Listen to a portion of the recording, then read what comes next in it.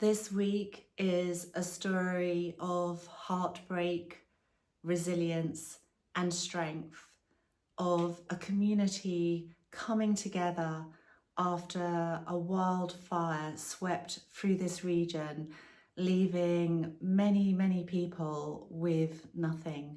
The bomberos did an incredible job working around the clock for 2 days to get the fire under control.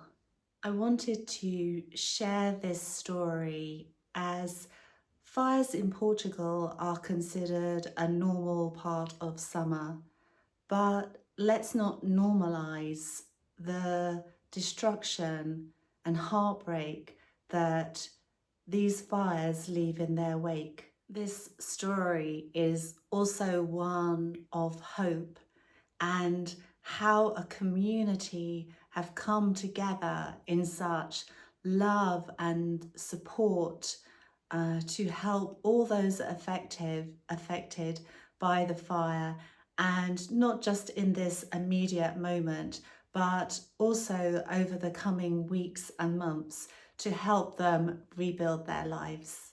And I feel humbled and privileged to be a part of this community.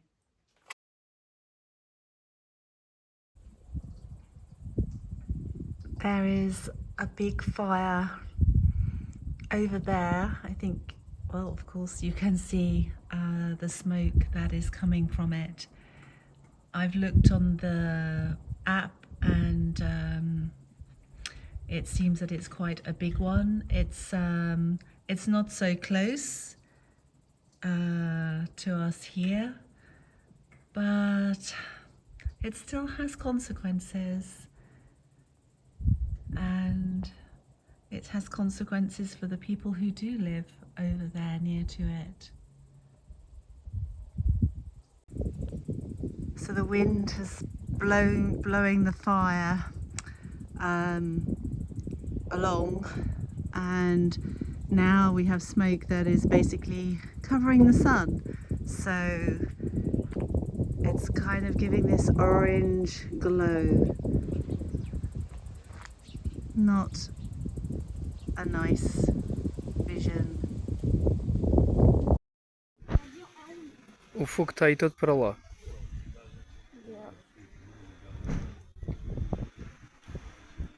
Isto é Medellín. E aí aqui está a segunda frente. Ali ao fundo. Ali ao fundo parece ali umas labaredas. Deve ser uma zona de eucalipto. Pronto. Mas já, Medellín está a salvo, está a passar por trás. Provavelmente vai estar a chegar aos eucaliptos entre Medellín e Proença. Uma parte mais para cá, depois há a parte lá.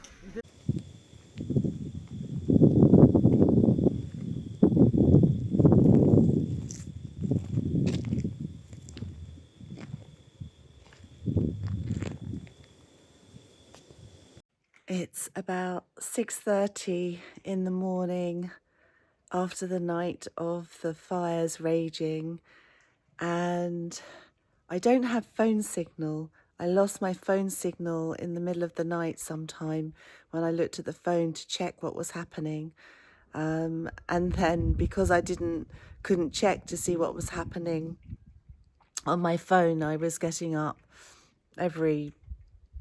I'm not sure, every hour maybe, just to check outside that there was no fire heading this way.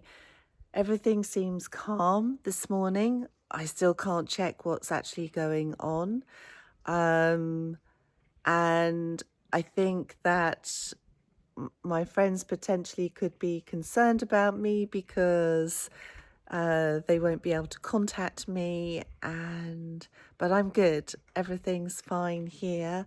And my heart just goes out to all those people who had to leave their homes yesterday, but the community here was amazing. There were so many offers of places to stay for for those people who had to leave their homes. And I hope that when they return to their homes today, that they are safe, and that yeah, that they still have a home to go back to.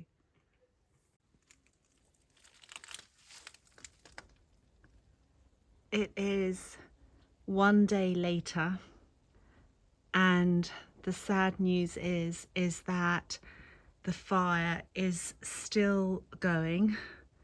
It's moved from where it originally started, which was in that direction over there, and is now over in this area over here. And there is some very sad news indeed. And last night the fire got a lot worse, and people were being evacuated from their homes. Now I'm talking about less than 10 kilometers away from where I live. The wind was really, really strong last night, and the direction of it kept changing. So my concern was that if it changed, then potentially the fire could blow this way, and that's what was at one point being predicted. It didn't actually happen like that, but sadly it is has affected a small village near here, and a few people's houses have been basically burnt. They've lost absolutely everything.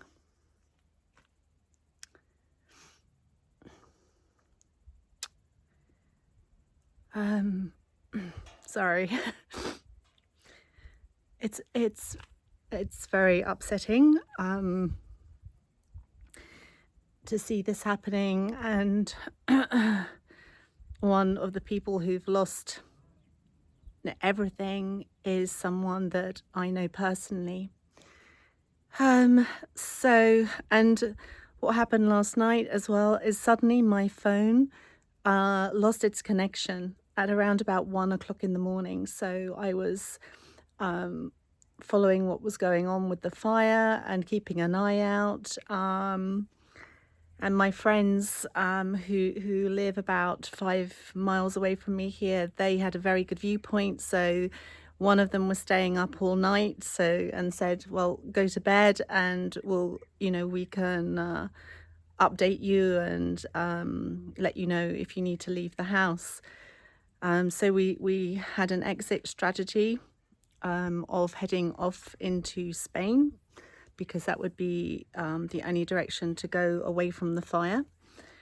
And then, of course, my phone's lost its connection at 1 in the morning, which meant basically I couldn't go to sleep.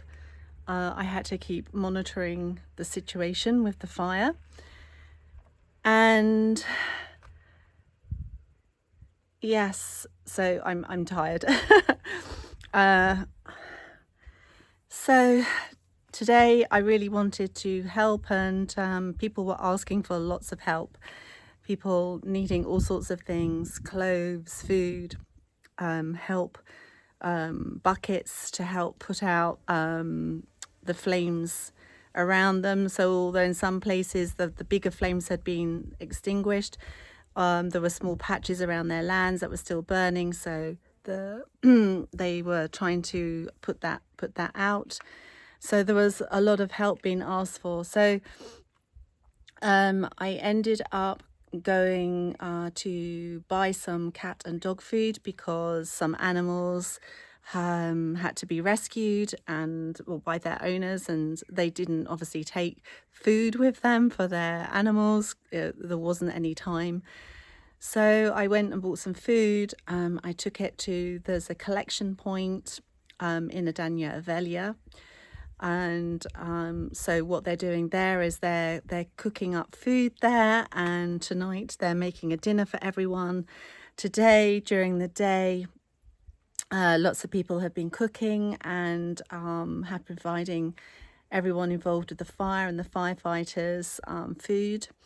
And then where lots of clothes have been brought to the drop-off point, I helped there to sort all the clothes out into piles of different things, so that later when the people go there to pick up some clothes, then they can, if they need trousers or tops, then they just go to those piles. So I've kind of done a little bit to help out. And yes, this is a really, really big fire. There's firefighters here coming from all over Portugal. There's over 300 firefighters. There was 12 planes up in the air yesterday, and there's over 100 fire engines. So that's how big this fire is here. Well, as you can see, the plumes of smoke are still enormous.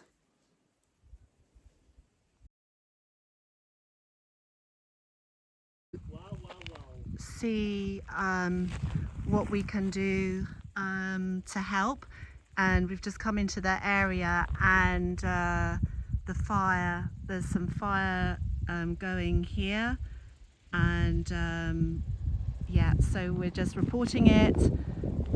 There probably isn't so much to burn here, but this is obviously where some of it has started, but it's important to report this like right now.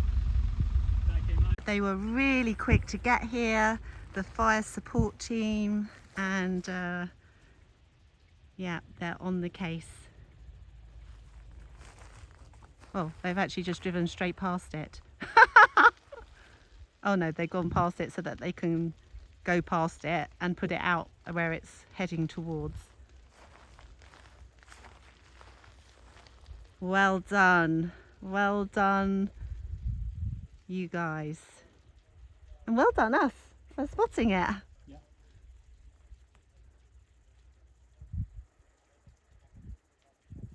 So I'm sure they're going to have it out in no time at all. So we can see here that the fire came along the top of this ridge all the way along there. It's where, I think this is really kind of where the starting point was, and then it's basically heading all the way down over there, which is where we're heading now.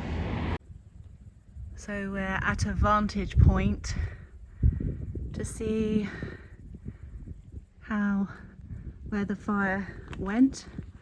And it doesn't, I mean, the area doesn't look so big when you're here, but I think it's really, really deceptive, and that it has gone all the way down over there, down the valley, down that way there.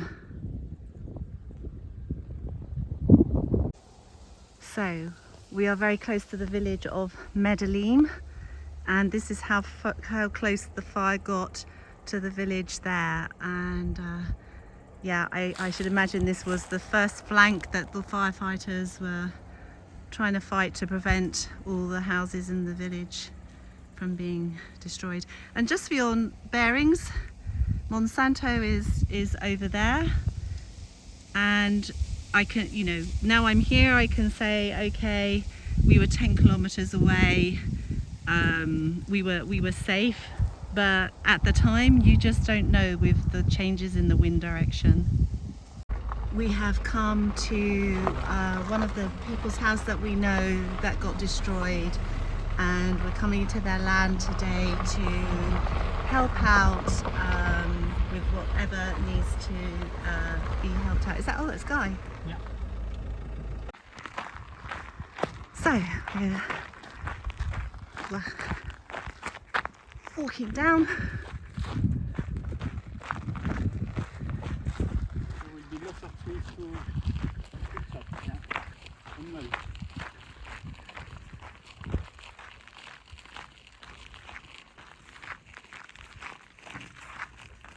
Interesting that the tyres didn't burn. Surprising, eh? Yeah.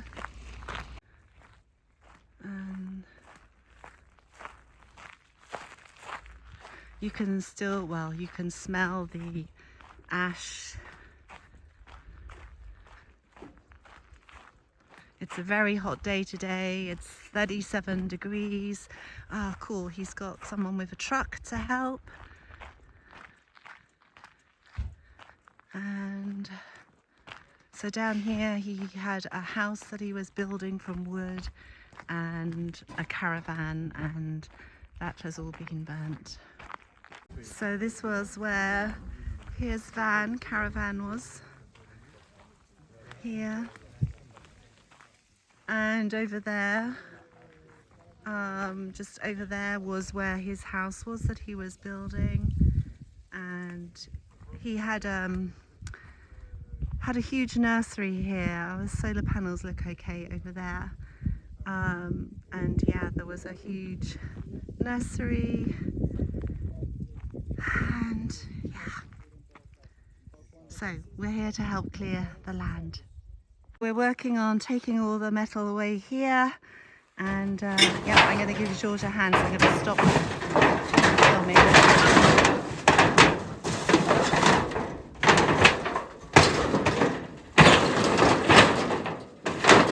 So here we all are at work. Whatever you want. Yeah, and we have even children here to help. So it's a big community. Just lovely community connection. And then other guys are working up over there where the house was, and yeah, we're collecting so much stuff and it's looking so much better already. So there is a lot to do here, and Guy is going to need lots of building materials and tools to help him rebuild, and there is a support page that I will put a link in my description. So if you would like to donate even the smallest amount of money, it's really going to help him rebuild his life. Because actually right now he has nothing. He has a small van and that is it. So yeah, I'm going to get back to helping. It is unbelievably hot today, and yeah, I wanted to say thank you for watching, and I'm not sure, like my videos, we're obviously going to come and help here as much as we can. I am also wanting to progress with the old kitchen to get that finished as well, so there is a balance to be had. Okay, stop waffling and have a great week. Thank you. Don't forget to like. This is all of the metal that we've so far taken out, the old IBC tanks, and all of this, and the small piles just over there. So a lot of work. We are covered in ash and hot and sweaty, and now we're going home for a rest.